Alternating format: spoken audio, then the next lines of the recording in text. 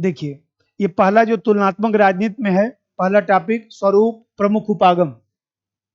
यहां पर देखिए, इस वाले पेज पर, देखिए पहला टॉपिक सेकंड पेपर में सिलेबस है नहीं, उनको दे दी। ये जो टॉपिक है इसमें देखिए यहां पर भी लिखा है स्वरूप एवं प्रमुख उपागम। इसमें लिखा है राजनीतिक अर्थशास्त्री तथा राजनीतिक समाजशास्त्री दृष्टिकोण, लिखा है ना। तो यहां पर भी हम लोग को उपागम पढ़ना है, तो एक ही जगह सब उपागम नहीं पढ़ना है। अब ये जो उपागम है अंतर संबंधित उपागम है। राजनीतिक अर्थशास्त्री उपागम का मतलब, इसमें देखिए अंग्रेजी में नीचे लिखा होगा political economy and political sociology perspectives. तो ये जो उपागम है राजनीतिक अर्थशास्त्री उपागम, वो कैसा उपागम होगा? परंपरागत होगा कि आधुनिक? आधुनिक, क्योंकि ये दोनों को जोड़कर पढ़ रहा है। राजनीति शास्त्र और अर्थशास्त्र को मिलाने का प्रयास किया जा रहा है, राजनीति शास्त्र और समाज शास्त्र को मिलाने का प्रयास किया जा रहा है। नंबर 4, परंपरागत उपागम, 5 लिखिए जो भी है। परंपरागत उपागम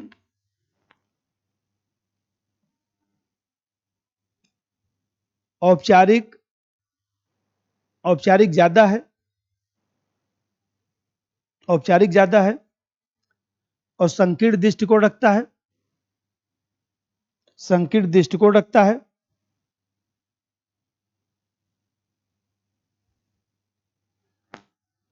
और राजनीति विज्ञान को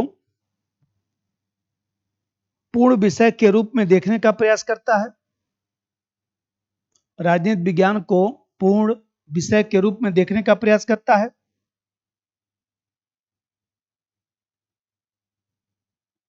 राजनीति विज्ञान को पूर्ण विषय के रूप में देखने का प्रयास करता है।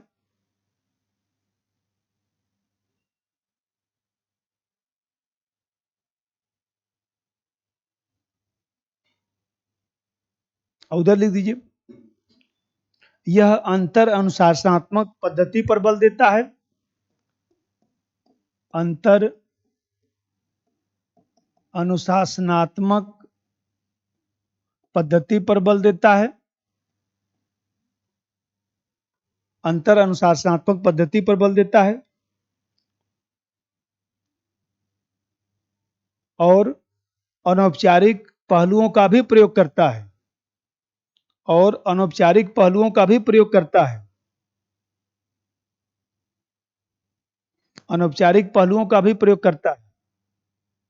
जैसे राजनीतिक अर्थशास्त्री उपागम,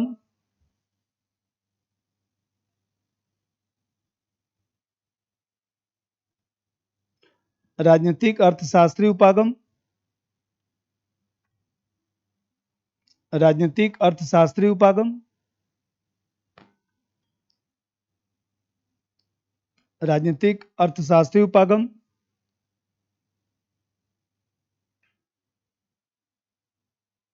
देखिए, ये जो आदर्शवादी उपागम है, इसमें जो है ज्ञान का प्रयोग ज्ञान के लिए, ज्ञान का प्रयोग ज्ञान के लिए, ज्ञान का प्रयोग जो है उद्धार के लिए न कम।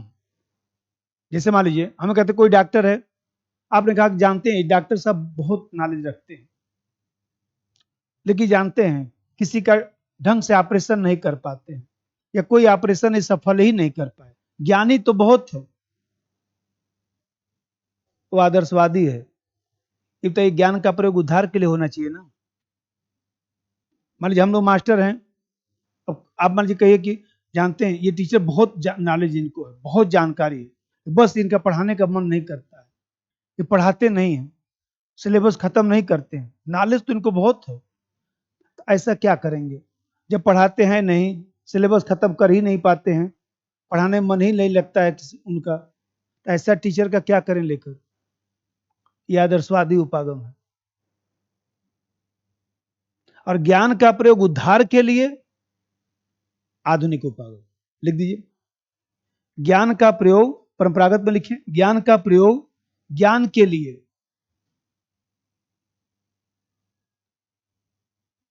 ज्ञान का प्रयोग ज्ञान के लिए, ज्ञान का प्रयोग ज्ञान के लिए, अर्थात ज्ञान किसी के उद्धार के लिए कार्य नहीं करता है। ज्ञान उद्धार के लिए कार्य नहीं करता है। उद्धार के लिए कार्य नहीं करता है।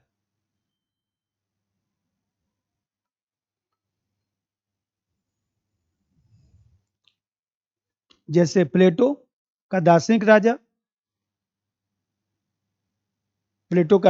राजा, फिलासफर किंग।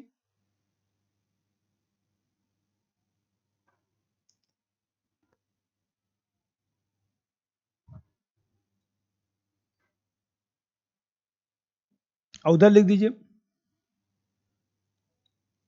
ज्ञान का प्रयोग उद्धार के लिए करना चाहता है। ज्ञान का प्रयोग उद्धार के लिए करना चाहता है। ज्ञान का प्रयोग उद्धार के लिए करना चाहता है। जैसे कोई इंजीनियर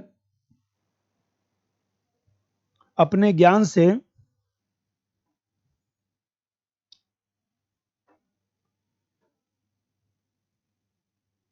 कुछ वस्तु बनाकर कुछ उपयोगी वस्तु बनाता है। जैसे इंजीनियर अपने ज्ञान से कुछ उपयोगी वस्तु बनाता है, कुछ उपयोगी वस्तु बनाता है।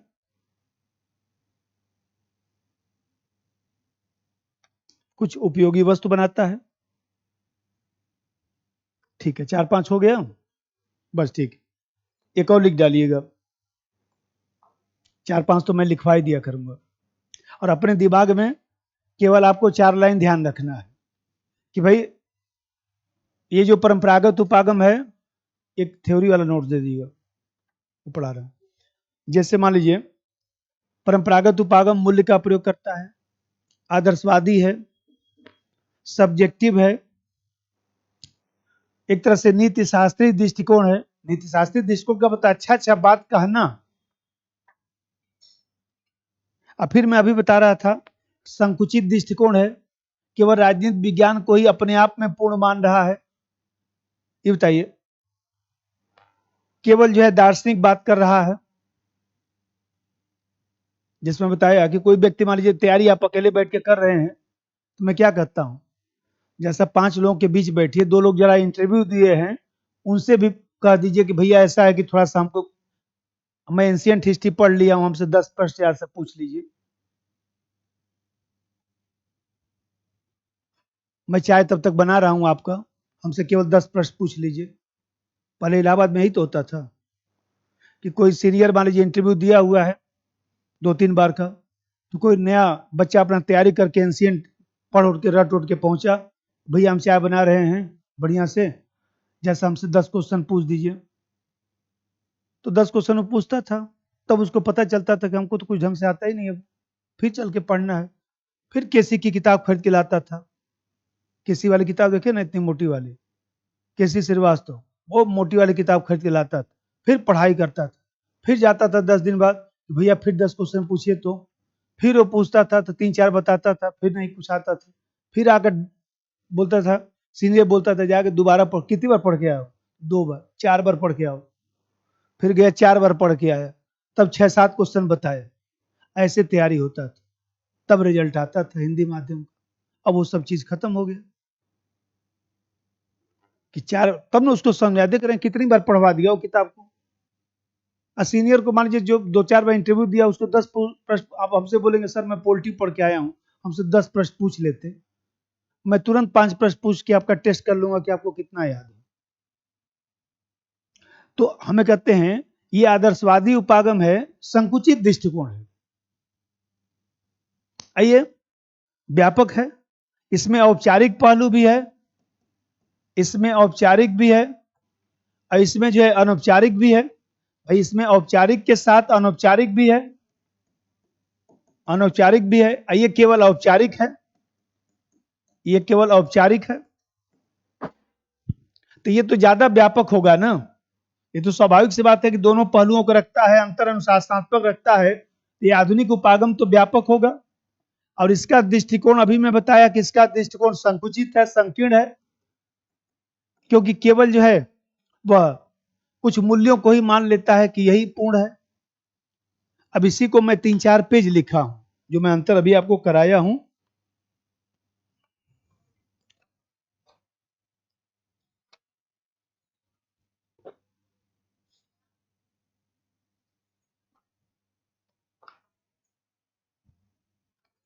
अब जैसे देखिए, मैं यहाँ पर लिखा हूँ उपागम, फिर यहाँ पर मैं लिखा हूँ कि परंपरागत राजनीति शास्त्र की विषय वस्तु, परंपरागत उपागम की क्या विशेषता होता है।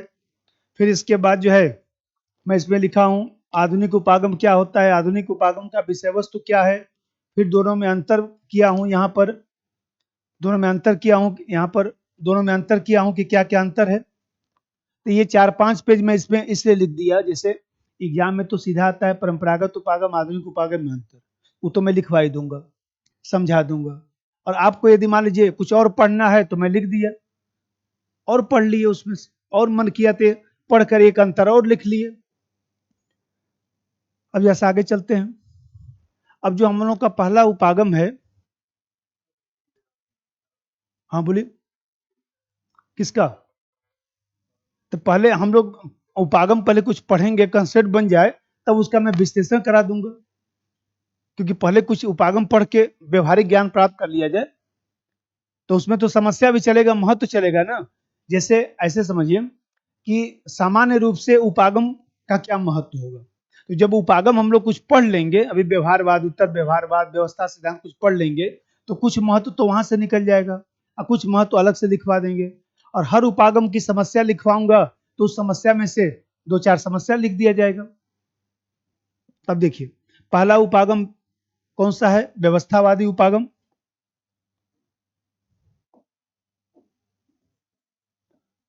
व्यवस्था सिद्धांत, व्यवस्था सिद्धांत, सिस्टम अप्रोच,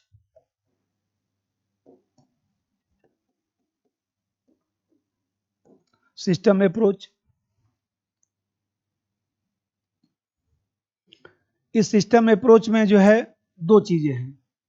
एक तो जो है इनपुट आउटपुट,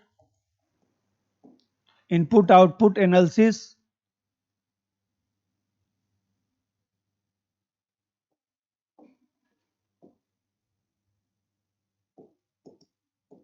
इसको बोलते हैं आगत निर्गत विश्लेषण, आगत निर्गत विश्लेषण, इनपुट आउटपुट एनालिसिस।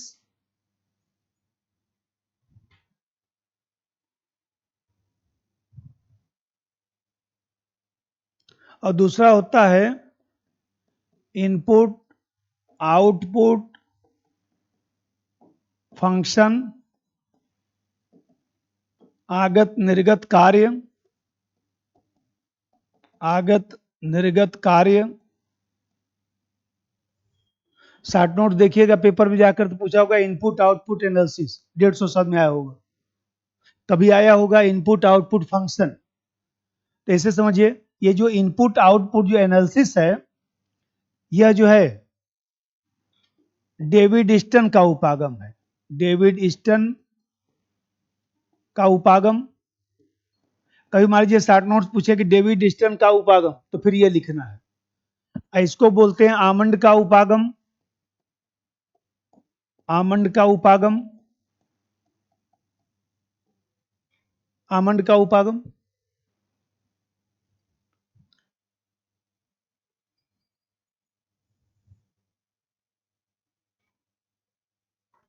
देखिए, जैसे मान लीजिए इसको हम लोग पढ़ रहे हैं तो सबसे पहले एक भूमिका पढ़ा जाएगा।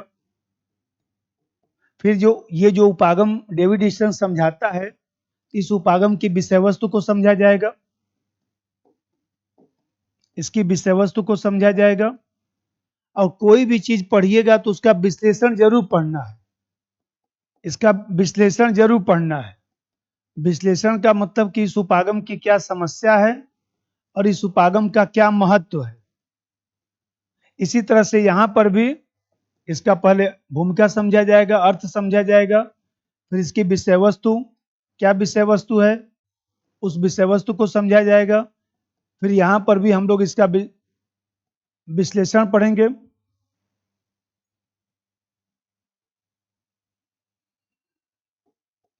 किसका जो है क्या समस्या है और क्या इसका महत्व है।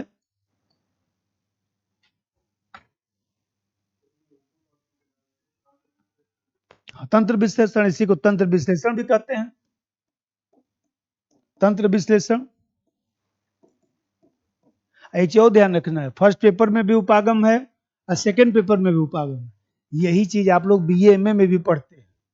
कोई बीए एमए पॉलिटिकल साइंस से करेगा या कर रहा होगा, यही पढ़ना है, यही लिखना है, वही प्लेटो वही अरस्तु सब करना है। वही आपके एमए के सिलेबस भी है, यही नेट जेआरएफ का भी सिलेबस 60 से 70% जो है, जो आईएएस का सिलेबस है वही नेट जेआरएफ का सिलेबस है, वही असिस्टेंट प्रोफेसर का सिलेबस है। जो लोग देखिए पढ़ते हैं, तो मैं तो कहता हूँ कि अपना प्राइवेट एमए फॉर्म भर दिया करिए, यही जाके लिख देंगे, तभी 60-70% नंबर मिल जाएगा। कोई बहुत ज्यादा समस्या नहीं है। इग्नू से भर दीजिए, किसी से भर दीजिए, यही जाके लिखना है। अब क्या 5 ही दिन तो लगना है, एक साल में 5 दिन परीक्षा होती है, जाके परीक्षा ही देना है, कौन सा तैयारी करना है इसमें, सेम सिलेबस। तो ये ऐसे पढ़ना है। अब इसमें जैसे प्रश्न फर्स्ट पेपर में आए चाहे सेकंड पेपर में आए, मान लीजिए सेकंड पेपर में आ जाता है इनपुट आउटपुट एनालिसिस, तो आपको लिखना यही है। क्योंकि अभी मैं बताया हूं कि कुछ जो अप्रोच है वो फर्स्ट पेपर में रखा गया है, कुछ अप्रोच सेकंड पेपर में रखा गया है। ठीक, अब होता क्या है कि एग्जामिनर जब पेपर बनाता है तो भूल जाता है कि हम किस में लिख रहे हैं उसको। वो कभी कभी देखे होंगे कि सेकंड पेपर में आया होगा इनपुट आउटपुट फंक्शन, तो इनपुट आउटपुट फंक्शन का मतलब यही लिखना है, चाहे फर्स्ट पेपर में आए चाहे सेकंड पेपर में आए। वैसे तो गलती नहीं होता है, फर्स्ट ही पेपर में आता है, लेकिन 2 बार ऐसा गलती हो चुका है कि सेकंड पेपर में इनपुट आउटपुट फंक्शन लिख दिया। तो इनपुट आउटपुट फंक्शन कहते समय आपको लिखना यही है, चाहे फर्स्ट पेपर में पूछे चाहे सेकंड पेपर में पूछे। अब देखिए, अब एक एक करके मैं बताता हूं। ये जो डेविड स्टन है,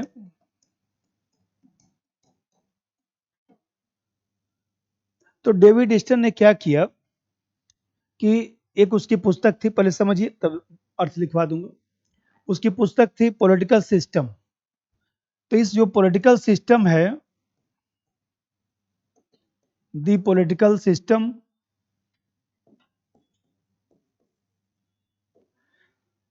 इस बुक में उसने ये समझाने का प्रयास किया, डेविड ईस्टन। तो डेविड ईस्टन ने ये समझाने का प्रयास किया कि वास्तव में किसी देश में जो है व्यवस्था कैसे चलता है। किसी हम किसी देश में कोई चीज देखते हैं तो हम लोगों को किसी देश की व्यवस्था को किस तरह से देखना चाहिए। एक इसका शॉर्ट नोट्स भी आता है डेविड ईस्टन का, वो यहीं पर शॉर्ट नोट्स भी जहां पर बनाए हैं ना वहीं पर लिख डालिए, वो भी शॉर्ट नोट्स भी लिख डालिए। यहीं पर एक इसका शॉर्ट नोट्स आता है, नीचे नोट करके लिख दीजिए, नीचे नोट करके लिख दीजिए एक लाइन कि राजनीतिक व्यवस्था समाज के लिए, राजनीतिक व्यवस्था समाज के लिए सत्तात्मक मूल्यों का बंटवारा करती है। राजनीतिक व्यवस्था समाज के लिए सत्तात्मक मूल्यों का बंटवारा करती है। सत्तात्मक मूल्यों का बंटवारा करती है। सत्तात्मक मूल्यों का बंटवारा करती है।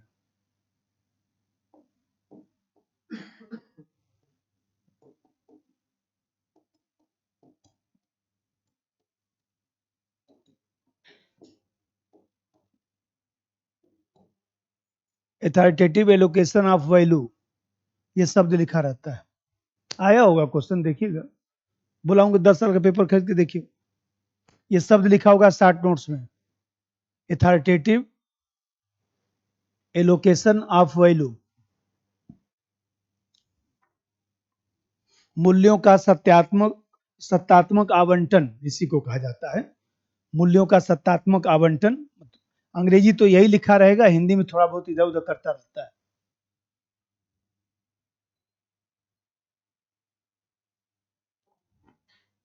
मूल्यों का सत्तात्मक आवंटन। तो जब इसको मैं समझा दूंगा इन दोनों को, तो इसको मैं शॉर्ट नोट्स लिखवा दूंगा 150 सब, हर तीसरे चौथे साल आया होगा। अब देखिए एक चीज ये भी ध्यान रखिए कि जैसे कोई सिलेबस पढ़ते हैं तो हम लोग 1 नंबर टॉपिक शुरू किए हैं, ये 1 नंबर टॉपिक सबसे कठिन है। किसी भी चीज में जो उपागम होता है, जो अप्रोच होता है, वो सबसे कठिन होता है। कोई हिस्ट्री पढ़ने वाला होगा, कोई सोशियोलॉजी पढ़ने वाला होगा, कोई इकोनॉमिक्स ऑप्शनल रखा होगा, कोई हिंदी ऑप्शनल रखा होगा, तो बस हिंदी वाले से इतना ही पूछ लीजिएगा कि आप जो है हिंदी का जो व्याकरण होता है वो आप कब पढ़ते हैं, तो बोलेगा सबसे लास्ट में पढ़ते हैं। क्यों? क्योंकि वो सबसे कठिन होता है। हम लोग थ्योरी में पहला टॉपिक में पहले ही पढ़ाऊंगा आप, कि यदि पहला टॉपिक समझ में कुछ आ रहा है तब तो आप समझिए कि ठीक है, इससे कठिन कुछ नहीं पॉलिटिकल साइंस में जो अभी पढ़ाने जा रहा हूं, इससे कठिन कुछ नहीं है। क्योंकि हमारी आदत है 1 नंबर टॉपिक पूरा खत्म होगा तभी 2 नंबर पढ़ाऊंगा, 2 नंबर खत्म होगा तब 3 नंबर पढ़ाऊंगा, एक क्रम से चलेगा। इससे आपके कॉपी में एक क्रम से सब लिखा रहना चाहिए, टॉपिक 1 2 3 4 5 ऐसे। ये नहीं कि जहां से इच्छा हुआ कभी उदारवाद पढ़ा दिया, कभी समाजवाद पढ़ाया, कभी मार्क्सवाद पढ़ाया, पढ़ाता रहा ऐसे महीने दिन, बोल दिया खत्म हो गया थ्योरी। इन नोट्स कायदे से बनेगा नहीं और आपको कॉन्फिडेंस भी नहीं आएगा। और जब रिवीजन करेंगे तो पता लगे कोई टॉपिक ढूंढ रहे थे, ये छूट गया। एक क्रम से चुपचाप पढ़िए। कोई आप लोग छोटे बच्चे थोड़े ना कि कौन सा टॉपिक कठिन है कौन सा आसान है, एक लाइन से चुपचाप पढ़िए। जहां कठिन होगा वहां रुक के समझा जाएगा। अब जैसा देखिए, इसने ये कहा कि पॉलिटिकल सिस्टम में इसने ये बताया कि किसी देश में व्यवस्था किस प्रकार से चलता है।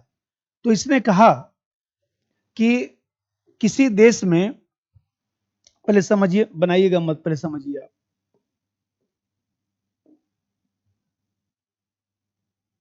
ये मान लीजिए ये किसी देश का वातावरण है, पर्यावरण है, एटमॉस्फेयर है, जहां पर क्रियाकलाप हो रहा है, ये पूरा एटमॉस्फेयर है। और ये किसी देश में जो है ये राजनीतिक व्यवस्था है, ये जो है ये राजनीतिक व्यवस्था है, ये राजनीतिक व्यवस्था है, पॉलिटिकल सिस्टम है, पॉलिटिकल सिस्टम है, ये पूरा पॉलिटिकल सिस्टम है। इसमें कुछ हम लोग जो है इनपुट डालते हैं, कुछ इनपुट डालते हैं, इससे जो है कुछ आउटपुट निकलता है। ये मतलब मशीन है, मशीन में कुछ कच्चा माल डालते हैं तो इससे आउटपुट निकलता है। और जब आउटपुट निकलता है तो फिर ये जो है आउटपुट का मतलब, भाई पॉलिटिकल सिस्टम में कोई चीज डालेंगे तो क्या बनेगा, कुछ कानून बनेगा, कुछ संविधान संशोधन होगा, कुछ नियम बनेगा, उपनियम बनेगा। पॉलिटिकल सिस्टम यही तो काम करेगा। कुछ मान लीजिए हमें कहते हैं कि इस पॉलिटिकल सिस्टम में, इसको हमने मान लिया कि ये मशीन है, जैसे हमने मान लिया कि ये मशीन है, इस मशीन में हमने जो है कुछ कच्चा माल डाला, कच्चा माल डाला। कच्चा माल का मतलब यहां पर हुआ कि कुछ मांग रखा गया और कुछ समर्थन हुआ।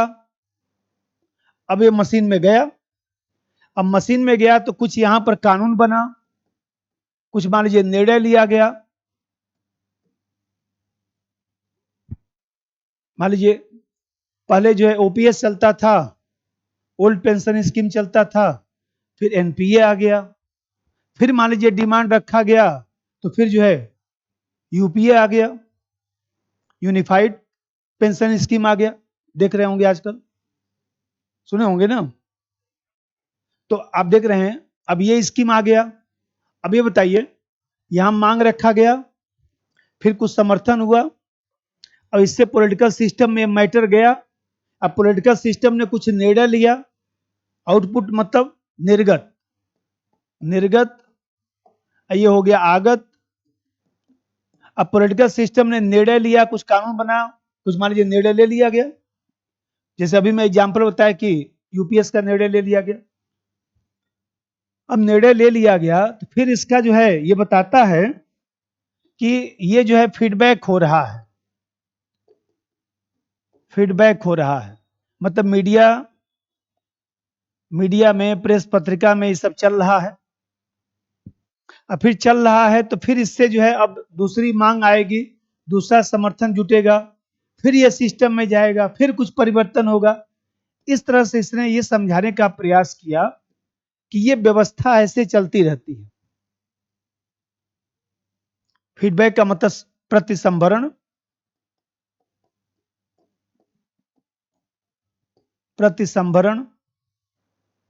तो प्रतिसंभरण हुआ, फीडबैक हुआ, मीडिया हुआ, प्रेस पत्रिका के माध्यम से उस पर विवेचना हुआ। अब विवेचना के माध्यम से फिर कुछ नई मांग आ गई और इस तरह से ये पूरा सिस्टम चलता रहता है। पहले इतना बना लीजिए।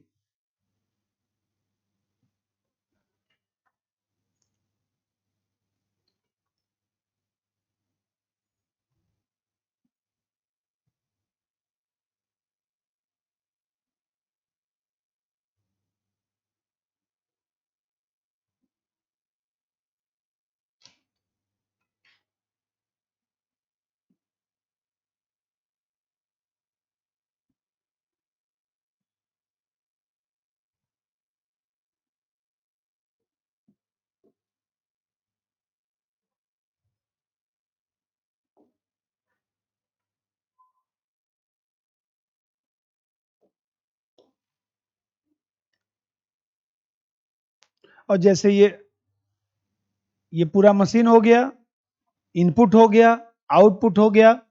और फिर ये जो फीडबैक हुआ मीडिया के माध्यम से, प्रेस पत्रिका के माध्यम से, प्रेस पत्रिका के माध्यम से, फिर कुछ समर्थन मांग रखा गया, फिर कुछ समर्थन हुआ। ये समर्थन जो है कुछ मान लीजिए प्रत्यक्ष समर्थन भी होता है, कुछ अप्रत्यक्ष समर्थन भी होता है, कुछ डायरेक्ट सपोर्ट होता है, कुछ इनडायरेक्ट सपोर्ट होता है।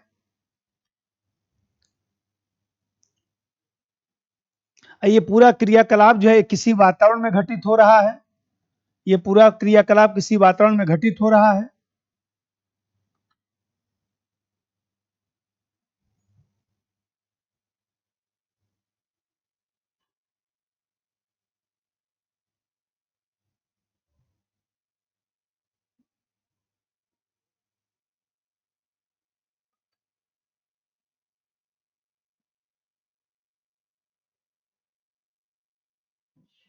इस समर्थन में कुछ प्रत्यक्ष समर्थन होता है, कुछ अप्रत्यक्ष समर्थन होता है।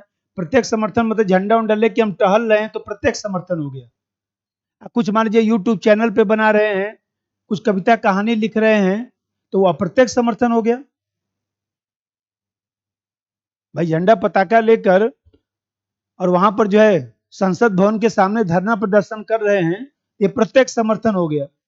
अब कुछ लोग जो है मान लीजिए देखिए वो नहीं जा सकते, वो बोलेंगे कि हम कविता कहानी लिख देंगे, शाम को यूट्यूब पर डाल दूंगा कविता कहानी, मैं वहां पर धरना प्रदर्शन नहीं देने जा सकता। वो भी समर्थन है। कुछ मान लीजिए गाना उना बना देंगे कि देखो ईश्वर क्या हुआ, भारत का हाल, गांधी गए उसके बाद जो भी अपना बेचारे कहानी वानी लिखे होके, तो वो भी मान लीजिए अप्रत्यक्ष समर्थन है। तो इसने इस उपागम के माध्यम से ये समझाने का प्रयास किया कि किसी देश में पॉलिटिकल सिस्टम, राजनीतिक व्यवस्था चलती कैसे है। अब आप ये बताइएगा कि इसको आधुनिक उपागम में रखा जाएगा कि परंपरागत में? आधुनिक में। क्यों आधुनिक में रखा जाएगा?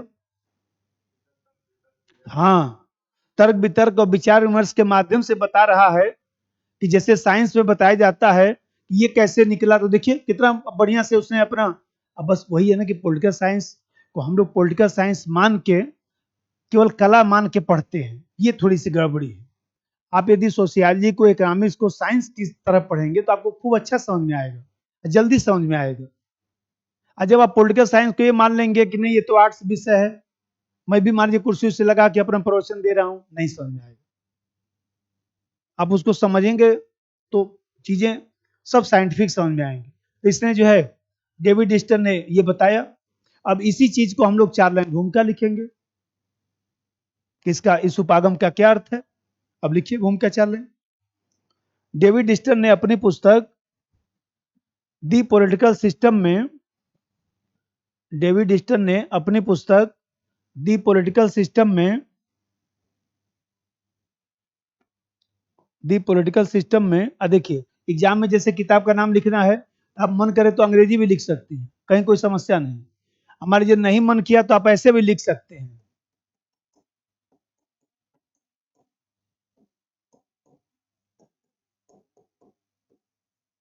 मान लीजिए ऐसे भी आपने हिंदी में लिख दिया, कोई दिक्कत की बात नहीं। ये भी ठीक है, ये भी ठीक है, जैसा आपका इच्छा हो वैसा लिखिए। डेविड ईस्टर ने अपनी पुस्तक दी पॉलिटिकल सिस्टम में राजनीतिक व्यवस्था सिद्धांत का वर्णन किया है।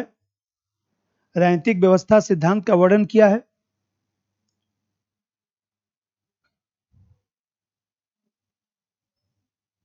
राजनीतिक व्यवस्था सिद्धांत का वर्णन किया है,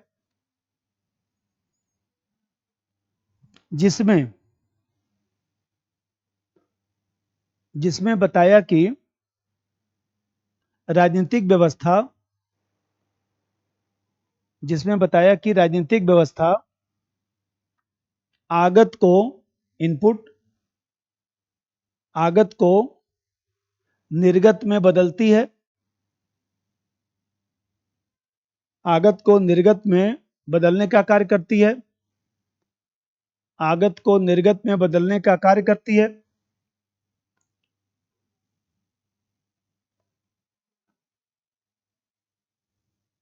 यह उपागम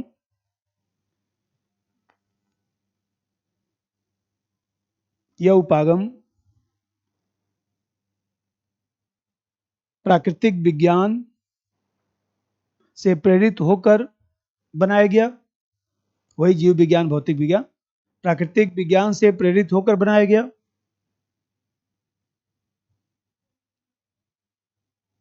और इसके माध्यम से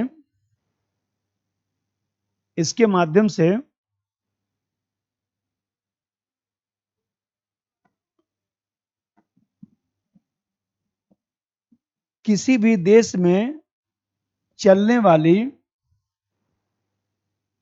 इसके माध्यम से किसी भी देश में चलने वाली व्यवस्था को समझाने का प्रयास किया गया है। किसी भी देश में चलने वाली व्यवस्था को समझाने का प्रयास किया गया है।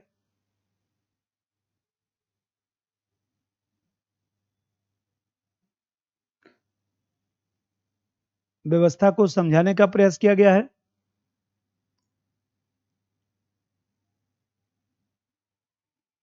ठीक है, अब देखिए, अब एग्जाम में क्या करेंगे, ये जैसे 250 शब्द का प्रश्न आएगा, ये 250 शब्द में भी आता है, 150 शब्द में भी आया होगा। तो यदि 250 शब्द में आएगा, तब जैसे 4 लाइन मैंने भूमिका बताया, ये 4 लाइन भूमिका पर लिख दीजिएगा। फिर इसके बाद ये फिगर बना देना है। फिर फिगर बनाकर इसकी विषय वस्तु की व्याख्या भी मैं लिखवाऊंगा, उसको लिख दीजिएगा। फिर समस्या लिख दीजिएगा, फिर महत्व लिख दीजिएगा। ये तो 250 शब्द में ऐसे आएगा तो लिखना पड़ेगा। और 150 शब्द में जब प्रश्न आएगा, तब आपको इतना लिखने का नहीं मिलेगा। तब आप ज्यादा से ज्यादा जो है सबसे पहला काम करेंगे, सबसे पहला काम यहाँ पर डेविड ईस्टन लिखेंगे, यहाँ बुक का नाम लिख देंगे, ये बुक है, और यहाँ फिगर बना देंगे, पहले ही फिगर ही बना देंगे, क्योंकि आप भूमिका तो ज्यादा लिख नहीं सकते हैं। अब भूमिका में केवल 2 ही लाइन लिखा है। अभी मैं जैसे समझा लेता हूं तो 150 शब्द में मैं बताऊंगा कि कैसे लिखा है। 250 शब्द में लिखना तो आसान है, क्योंकि आप भूमिका लिख दिए, फिर फिगर बना दिए, सबकी व्याख्या लिख दिए, और फिर उसके बाद समस्या लिख दिए, महत्व लिख दिए। और जब 150 शब्द में आएगा, तब फिर आपको समेटना पड़ेगा कि क्या क्या चीज जरूरी है वो लिखना है। अब इसकी जो विषय वस्तु है, अब विषय वस्तु में देखिए, विषय वस्तु में जैसे मान लीजिए, अब इस विषय वस्तु में भाई 1 नंबर पर जैसे ये राजनीतिक व्यवस्था है, तो राजनीतिक व्यवस्था क्या होता है, जैसे मान लीजिए इनपुट क्या होता है, आउटपुट क्या होता है, प्रतिसंभरण फीडबैक क्या होता है, ये 4 चीजें हैं। मान लीजिए एक और भी चीज है, 5वां पर्यावरण, तो पर्यावरण क्या होता है, इसकी व्याख्या लिखा जाएगा, क्योंकि इसी के माध्यम से तो इसने समझाने का प्रयास किया है। क्योंकि जिस तरह से कोई मशीन है, मशीन में कच्चा माल हम लोग डालते हैं तो निर्मित वस्तु बनती है, उसी तरह से पॉलिटिकल सिस्टम को इसने एक मशीन मान लिया। मशीन मान कर ये कहा इस समाज में कुछ मांग रखा जाता है, जैसे मान लीजिए खूब एक्सीडेंट हो रहा है। अब एक्सीडेंट हो रहा है तो सरकार ने निर्णय लिया कि नहीं, सब लोगों को हेलमेट पहनना जरूरी है। निर्णय हो गया। अब निर्णय हो गया तो ये निर्णय कर दिया गया कि हेलमेट पहनना जरूरी है। कोई भी व्यक्ति हेलमेट नहीं पहनेगा 500 रुपये का चालान काटा जाएगा।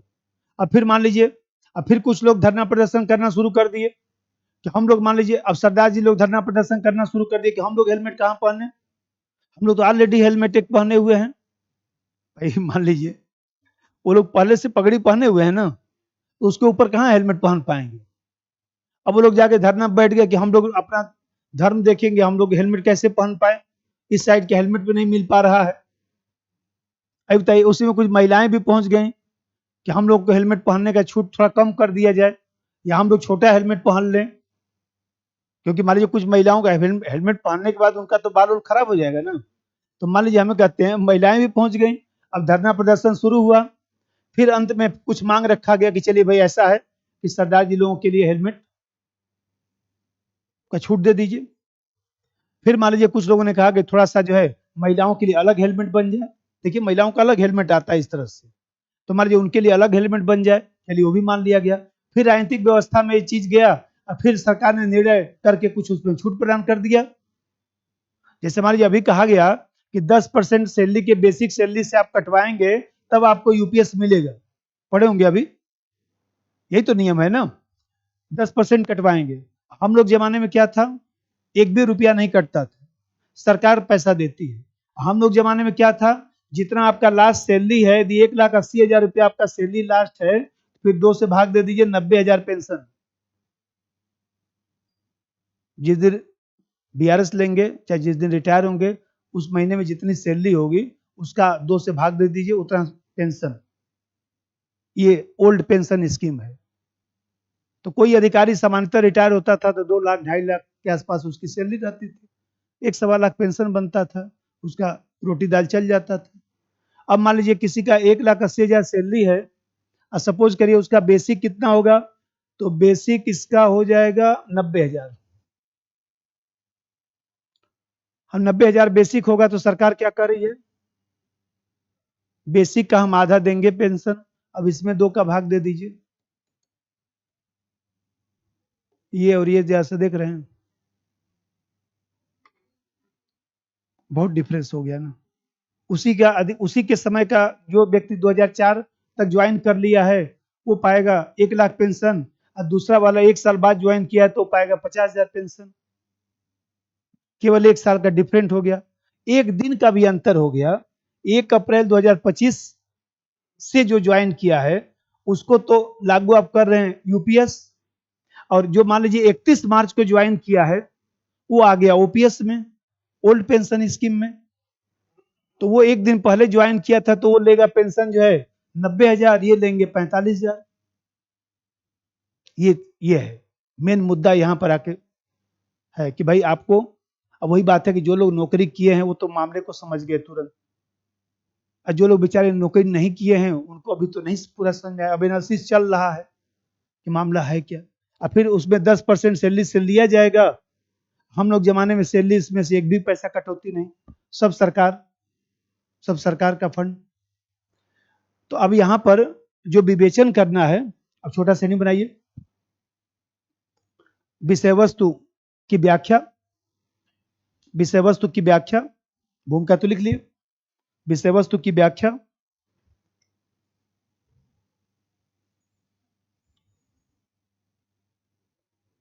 अब नंबर 1 राजनीतिक व्यवस्था। अब 1 नंबर जो बनाया हूं इसी लिखिए, राजनीतिक व्यवस्था। राजनीतिक व्यवस्था, अब जैसा समझिए, अभी मैं समझाया हूं कि राजनीतिक व्यवस्था क्या है, मशीन है। राजनीतिक व्यवस्था क्या है, तो मतलब कि मशीन है जो कच्चे माल को निर्मित वस्तु में तब्दील कर रहा है, बदल रहा है। 2 लाइन लिख दीजिए, राजनीतिक व्यवस्था में ऐसी प्रक्रिया जिससे इनपुट आउटपुट में बदलता है, जिससे इनपुट आउटपुट में बदलता है,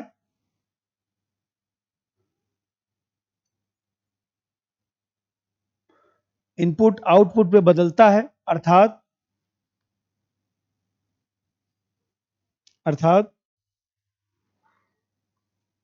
मांग और समर्थन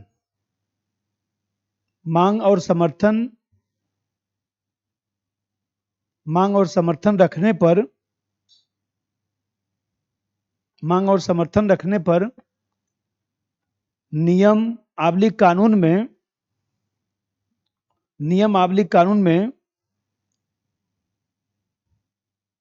बदलने की व्यवस्था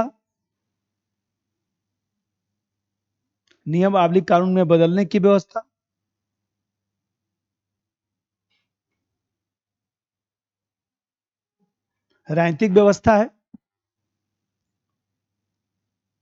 इसमें संसद मंत्रिपरिषद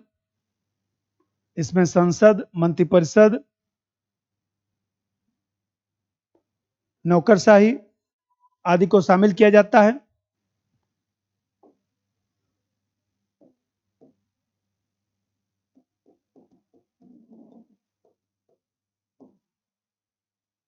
संसद मंत्रिपरिषद नौकरशाही आदि को शामिल किया जाता है।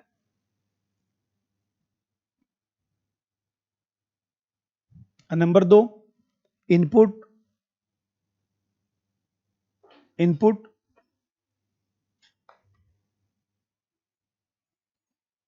अब देखिए, अभी बताया हूं कि ये जो पर्यावरण है, पर्यावरण का मतलब देश, वातावरण, जहां पर ये सब हो रहा है उसको पर्यावरण कहा जाएगा। ये बताइए, यहां पर जो मांगे आ रही हैं समाज से, इस पर्यावरण से उठने वाली जो मांग है और मांग के साथ जो समर्थन मिल रहा है, तो मांग के साथ यदि ज्यादा समर्थन मिलेगा तो यह व्यवस्था में जल्दी चला जाएगा, और यदि समर्थन कमजोर होगा, मांग कमजोर, मान लीजिए मांग भी कमजोर है, समर्थन भी कमजोर है, आपने कोई डिमांड रखा, ये बताइए, अकेले मान लीजिए किसी अधिकारी के पास गए कि साहब जो है एक सड़क बन जाता हमारे गांव में, वो अधिकारी सुनेगा? नहीं सुनेगा। समझदार नेता क्या करेगा? समझदार नेता 200 लोगों को पहले गांव से लेकर जाएगा, और वहां चटाई उटाई बिछा कर, दरी उरी बिछा के सब लोग बैठे रहेंगे। जब बैठ उठ के जिंदाबाद मुर्दाबाद करवाएगा पहले 2 घंटा, उसके बाद वहां से जाएगा नेता साहब के पास कि साहब जो है फंड पड़ा हुआ है, साल भर से सड़क नहीं बना है, बरसात में बहुत दिक्कत हो रहा है, आप बना देते तो बड़ा अच्छा रहता। खूब अच्छा से बात करेगा। तो अधिकारी का आदत तो खराब है, बोलेगा नहीं इतना जल्दी कैसे होगा, ठीक साहब 200 लोग आए हैं, हम लोग धरना प्रदर्शन कर रहे हैं, चलता हूँ प्रणाम। तुरंत अधिकारी बुलाएगा, कहाँ 200 लोग आए? वही साहब बैठे हुए नीम पेड़ के नीचे, चलिए दिखाएं। इसका मतलब जो मांग रख रहा है, समर्थन भी तैयार करके रखा हुआ है, क्योंकि अब बड़ा अधिकारी देख लेगा ना कि नीम के पेड़ के नीचे 200 लोग बैठ के धरना प्रदर्शन कर रहे हैं, तुम कर क्या रहे हो? बड़ा अधिकारी आएगा तो सीधा उसी को बोलेगा, तुम कर क्या रहे हो, तुम अपने भी सस्पेंड होंगे, हमको भी ले जाओगे तुम, इन लोगों का समस्या का समाधान करो, फंड पड़ा हुआ है, सड़क बनवाओ। देखिए अधिकारी जाएगा, भाई धरना प्रदर्शन खत्म करिए, आश्वासन दे रहा हूं अभी आप लोगों के यह 1 हफ्ते के भीतर सब अपना सब बन जाएगा, सड़क उड़क का काम शुरू करवा देता हूं, ये वो अपना कर करा के धरना प्रदर्शन खत्म। ठीक बताइए, मांग रखा गया उस पर समर्थन मजबूत होगा तब नहीं आगत बनेगा। तो इस आगत में इनपुट में मांग और समर्थन शामिल हुआ। 2 लाइन लिख दीजिए, इनपुट में लिखिए, पर्यावरण से, नहीं क्या हेडिंग, इनपुट 1 नंबर ये लिखा हूं, 2 नंबर ये, तो जो जो लिखा हूं उसी क्रम से व्याख्या कर देता हूं। इनपुट में लिख दीजिए, पर्यावरण से आने वाली मांगे, पर्यावरण से आने वाली मांगे, पर्यावरण से आने वाली मांगे जिसे जिसे समर्थन प्राप्त रहता है, जिसे समर्थन प्राप्त रहता है,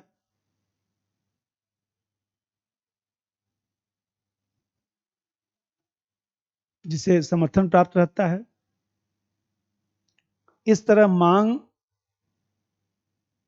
तथा समर्थन मिलकर इनपुट बनता है, मांग तथा समर्थन मिलकर इनपुट बनता है।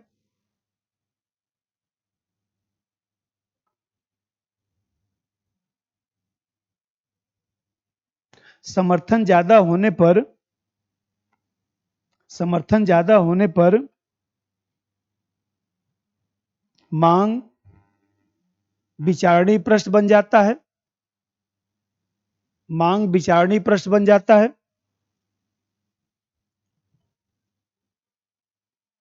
मांग विचारणीय प्रश्न बन जाता है। इससे राजनीतिक व्यवस्था को प्रेरणा मिलती है, इससे राजनीतिक व्यवस्था को प्रेरणा मिलती है,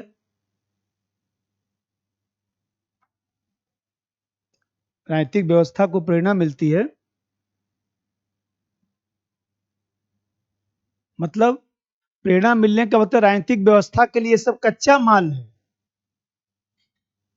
जैसे मान लीजिए कितने लोग देखिए कहीं धरना प्रदर्शन हो रहा है, कुछ मांग किया जा रहा है, कितने लोग नहीं समझते तो बोलेंगे क्या मतलब इसका धरना प्रदर्शन, अरे वो ठीक कर रहे हैं, आप अपना काम करिए, उनको अपना काम करने दीजिए।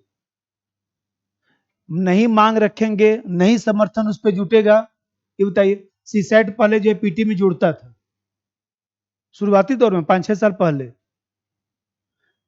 आइए समझिए कि कोई जो है यदि साइंस नहीं पढ़ा रहता था तो पीटी नहीं पास होता था, क्योंकि सीसैट का नंबर जोड़कर पीटी पास होना 2-3 साल परीक्षा हुआ था, 3 साल तक सब एसएससी वाले पीटी पास कर गए, जिनको कुछ मेंस आता ही नहीं था।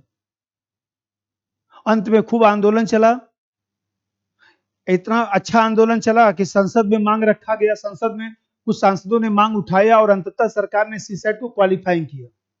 अब फिर आपको ध्यान होगा इस बार भी मांग रखा गया, खूब लोग इंटरनेट पर लिख कर दिए, सब लोग, हम लोग भी लिख के दिए थे। भाई सीसैट में ऐसा पेपर आप मत पूछिए, कैट का क्वेश्चन मत पूछिए, हम सब लोग लिखे थे कि कैट का क्वेश्चन मत पूछिए। नहीं पिछली बार क्वेश्चन आया था, इसके पिछली बार क्या भयंकर कैट का क्वेश्चन पूछ रहा था, हवा ही नहीं लगा कितने लोग मैथ का, कि मैथ है कि क्या है ये।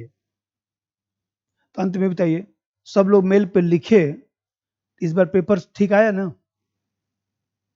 अरे भाई मैथ तो पूछिए, लेकिन ऐसा मत पूछिए कि किसी बच्चे को समझ में ही नहीं आया मैथ, अब वो कहां से पढ़ेगा।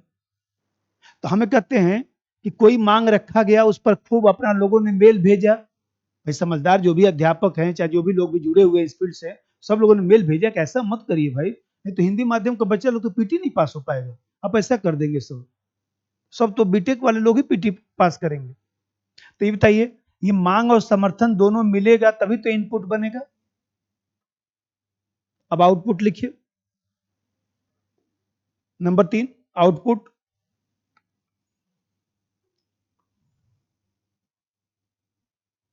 अब आउटपुट में लिख दीजिए राजनीतिक व्यवस्था का परिणाम है, राजनीतिक व्यवस्था का परिणाम है, राजनीतिक व्यवस्था का परिणाम है, राजनीतिक व्यवस्था का परिणाम है। इसमें राजनीतिक व्यवस्था आवश्यकता अनुसार, इसमें राजनीतिक व्यवस्था आवश्यकता अनुसार कानून, नियम, कानून नियम तथा संशोधन करती है, कानून नियम तथा कानून नियम बनाती है, कानून नियम बनाती है, सिंपल लिखिए कानून नियम बनाती है। इसमें नीतियां तथा, इसमें नीतियां तथा आश्वासन भी शामिल किया जाता है, इसमें नीतियां तथा आश्वासन भी शामिल किया जाता है, नीतियां तथा आश्वासन भी शामिल किया जाता है, नीतियां तथा आश्वासन भी शामिल किया जाता है। जैसे मान लीजिए सरकार नहीं कहती है कि हम इस पर विचार करेंगे, तो वो अभी तो निर्णय हुआ। जैसे सरकार कहती है, जैसे मोदी साहब नहीं कहते हैं कि हम इस पर विचार करेंगे, आप लोगों की मांगों पर हम विचार करेंगे, सरकार उस पर एक कमेटी बनाएगी। ये ओपीएस जो आया है ना, यूपीएस, ये अभी का मैटर नहीं है, 2023 में कमेटी बनाया गया, पढ़े होंगे आप लोग एग्जाम, इसमें कमेटी बनाया गया था, कमेटी ने अपनी रिपोर्ट दिया, उसी के आधार पर ये इसको लॉन्च किया गया है। ये आज का बात नहीं, 1 साल पहले से मामला चल रहा था। तो यहाँ पे देख रहे हैं कि सरकार ने कोई आश्वासन दे दिया, सरकार ने कोई कमेटी बना दिया, जांच आयोग बना दिया, तो यह भी सब आउटपुट में ही शामिल किया जाता है। अब 4 नंबर लिखिए, फीडबैक।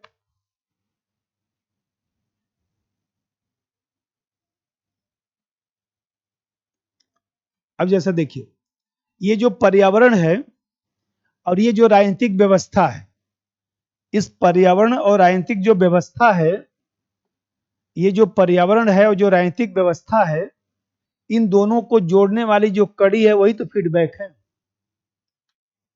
ये पर्यावरण है, अब पॉलिटिकल सिस्टम है, इसको जोड़ने वाली कड़ी यही तो फीडबैक है, क्योंकि फीडबैक से ही तो नया मांग निकलेगा, फीडबैक से ही तो समर्थन निकलेगा।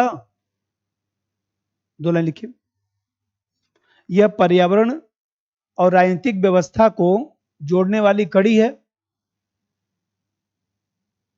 यह पर्यावरण और राजनीतिक व्यवस्था को जोड़ने वाली कड़ी है।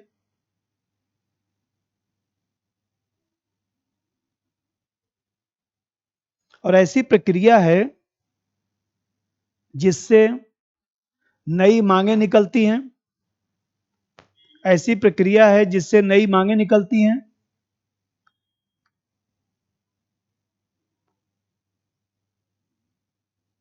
इसमें मीडिया, प्रेस पत्रिका, इसमें मीडिया, प्रेस पत्रिका आदि को शामिल किया जाता है।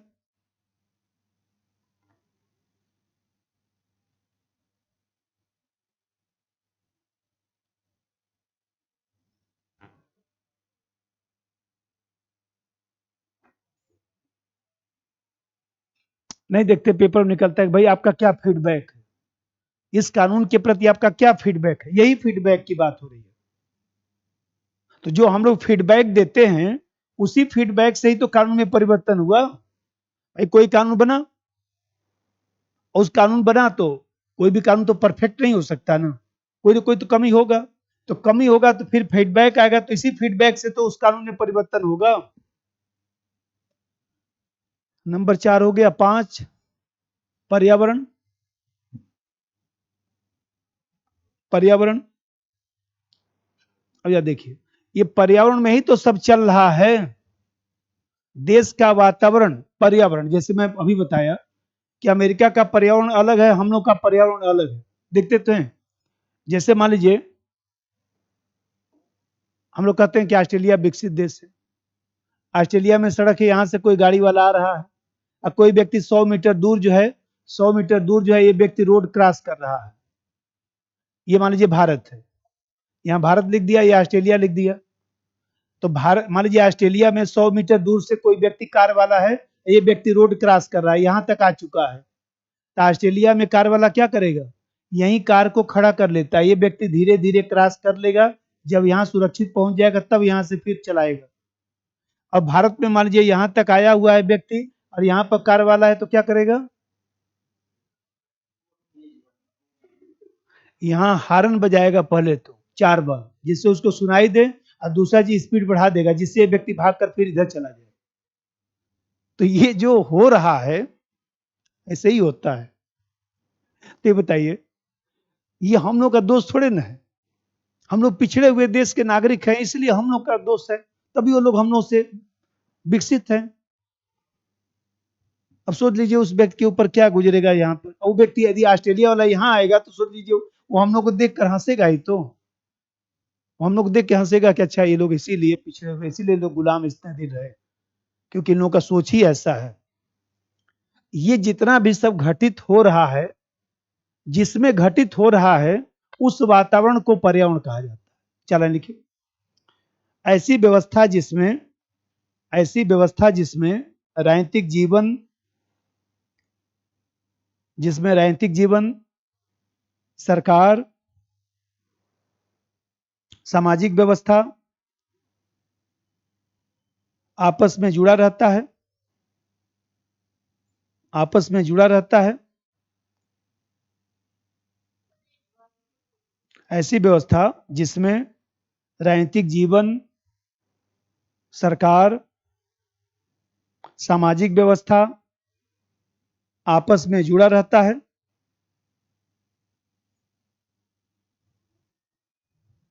अर्थात जिस परिस्थिति में, जिस परिस्थिति आबलिक वातावरण में, जिस परिस्थिति आबलिक वातावरण में राजनीतिक क्रियाकलाप चलता है, राजनीतिक क्रियाकलाप चलता है,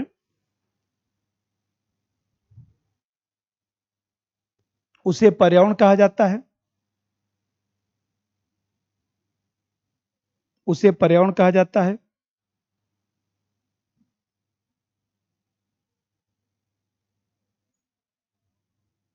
इसमें आंतरिक तथा बाह्य दोनों परिस्थितियों को शामिल किया जाता है। इसमें आंतरिक तथा बाह्य दोनों परिस्थितियों को शामिल किया जाता है।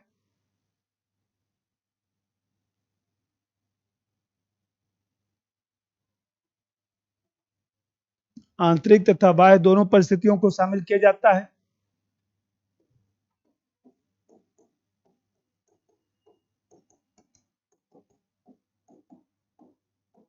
मतलब इसमें आंतरिक और बाह्य दोनों परिस्थिति का मतलब, आंतरिक परिस्थिति का मतलब जो अभी बताया कि हम लोग का राष्ट्रीय चरित्र कैसा है, कि कोई जर्मनी से महिला घूमने के लिए आई, या मान लीजिए कोई व्यक्ति आया, तो हम लोग देखिए उसको सम्मान देना चाहिए ना, उसका हेल्प करना चाहिए ना। हम लोग अमेरिका में जाते हैं, कोई हम लोग यहाँ से लेडीज अमेरिका में जाती है तो उसके साथ तो कोई दुर्घटना नहीं होता है, तो अमेरिका की जब महिला हमारे यहाँ आती है तो उसके साथ दुर्घटना क्यों भाई? तो हम लोग का राष्ट्रीय चरित्र कैसा है, सोच कैसा है, ये आंतरिक पर्यावरण कैसा है। जो बाह्य पर्यावरण का मतलब कि विश्व का पर्यावरण, आंतरिक पर्यावरण का मतलब घरेलू परिस्थिति कैसी है, घरेलू परिस्थिति कैसी है, और बाह्य पर्यावरण का मतलब कि अंतर्राष्ट्रीय परिस्थिति कैसी है, अंतर्राष्ट्रीय परिस्थिति कैसी है, अंतर्राष्ट्रीय परिस्थिति कैसी है।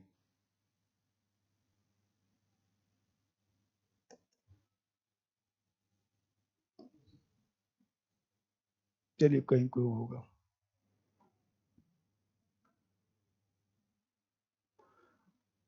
अंतर्राष्ट्रीय परिस्थिति कैसी है, तो अंतर्राष्ट्रीय जो परिस्थिति है वो कैसा है, वातावरण कैसा है। पांचों को व्याख्या हो गया। अब पांचों का व्याख्या जब हो जाएगा तो आपको क्या करना है, अब समझिए। अब एग्जाम में मान लीजिए 60 नोट्स में आया, अब समस्या और महत्व तो अलग से लिखा जाएगा ना इसका, और एक इसमें 60 नोट्स जो है पॉलिटिकल सिस्टम पर भी आता है, उसको भी लिखवा दूंगा 150 शब्द कि पॉलिटिकल सिस्टम है, आया भी होगा। आप लोग 10 साल का पेपर खरीदेंगे, आपको सब पता चलेगा कि क्यों मैं अलग अलग पढ़ा रहा हूँ। कोई भी सब्जेक्ट पढ़ना है तो सबसे पहला काम यही करना है कि हर चीज को अलग अलग करके पढ़िए, मिलाइए मत, क्योंकि जो चीज पूछिए हम केवल उसी का उत्तर लिखेंगे। क्योंकि आपको मान लीजिए डेविड स्टर ने क्या कहा, आमंड ने क्या कहा, सब आपस में मिलाकर पढ़ेंगे। अब फिर वो तो पूछ रहा है इनपुट आउटपुट एनालिसिस, आप उसमें लिख रहे हैं इनपुट आउटपुट फंक्शन, सब गड़बड़ हो जाएगा, इसीलिए नंबर नहीं मिलता अच्छा से। सब अलग अलग करके पढ़िए। तो जैसे मैं बताया, अब 150 शब्द में आएगा तो क्या करेंगे, 150 शब्द में आएगा तो आपको इतना सब लिखने की जरूरत नहीं है, सीधा सा फिगर बनाए और डायरेक्ट लिखे कि डेविड स्टर ने पॉलिटिकल सिस्टम में जो है इस उपागम को दिया है, इसने राजनीतिक, इसने विभिन्न प्रत्ययों के माध्यम से, विभिन्न शब्दों के माध्यम से राजनीतिक व्यवस्था कैसे चलती है उसके बारे में बताने का प्रयास किया है। और उसने कहा कि मांग और समर्थन से आगत बनता है, डायरेक्ट अब उसी में लिखना पड़ेगा, मांग समर्थन से आगत बनता है, और जितना समर्थन मजबूत होगा राजनीतिक व्यवस्था में, राजनीतिक व्यवस्था में जो है मांग प्रवेश करती है, और राजनीतिक व्यवस्था में संसद, कार्यपालिका, इन सब चीजों को शामिल किया जाता है, और उससे आउटपुट निकलता है, कुछ कानून बनता है, कुछ निर्णय लिया जाता है, और फिर वो जो है पर्यावरण में आता है, फीडबैक होता है, पेपर पत्रिका के माध्यम से फीडबैक होता है, और इस तरह से नई मांगे आती हैं, इस तरह से व्यवस्था निरंतर चलती रहती है। हो गया, इतना व्याख्या नहीं लिखाएगा। जब 250 वर्ड का आएगा तब पूरी व्याख्या लिखाएगा, और इसके बाद 5 समस्या लिखाएगा, 5 महत्व लिखाएगा, तब फिर मूल्यांकन लिखाएगा, तब ये पूरा बनेगा 250 वर्ड। लेकिन 150 शब्द में ये सब नहीं, 150 शब्द में आपको बस फिगर बनाना है और 60 में लिखना है। ठीक है, अब ऐसा करिए कि आज रहने दीजिए, क्योंकि फिर हमारी दूसरी क्लास होती है ना, 1:30 बजे से फिर हमारा जो है जीएस सेकंड का चलता है बैच, तो फिर जो है लेट हो जाएगा। 10:30 बजे आप लोग आ जाया करिए। देखिए पहले ये ध्यान रखिए, आए हैं पहले 4-5 दिन पढ़िए, हमारे यहाँ नियम एक ही लागू होता है, खूब एक हफ्ता पढ़िए, टेस्ट दीजिए, कोई जल्दीबाजी नहीं है, किसी एडमिशन का आपको कोई बोलेगा भी नहीं। एक हफ्ता सब लोग पढ़ते हैं, और कहीं भी जाया करिए, एक हफ्ता पढ़ा करिए बैठकर, एक सिस्टम देखा करिए, समझ में आए ना आए, पूरी चीजों की तसल्ली के बाद कहीं एडमिशन लिया करिए। चुप, हमारे यहाँ सिस्टम दूसरा है। हमारे यहाँ 5 दिन पढ़िए, आकर सैटरडे को टेस्ट दीजिए, कोई दिक्कत की बात नहीं है, कोई जल्दीबाजी हमारे यहाँ नहीं है। खूब पढ़िए, खूब समझिए, उसके बाद ये जो टाइम टेबल आपको दिया गया है ना, एक एक आपको टाइम टेबल ये है ना, तो देखिए अब इसी टाइम टेबल से ही टेस्ट होगा। ये जो टाइम टेबल है, इसी से ही टेस्ट आपका चलेगा, इसी से क्लास होगा। जैसे मैं देखिए लिखा हूँ 26 से 30 तक पाठ्यक्रम पर चर्चा हो गया, राजनीतिक सिद्धांत चल रहा है, इसी का टेस्ट होगा ये। अब इस तरह से हम लोग पूरा ये जो है, ये यहाँ तक जाएगा, खत्म हो जाएगा, फिर इसके बाद फिर आईजीपी वाला टाइम टेबल मिल जाएगा। तो ऐसे ही ये टाइम टेबल हम लोग का जो है चलता रहता है। इसी के अनुसार आपको भी टेस्ट देना है कि कौन सा क्लास कब चलेगा, इसी के अनुसार हो जाएगा। ठीक है, कल 10:30 बजे आइए।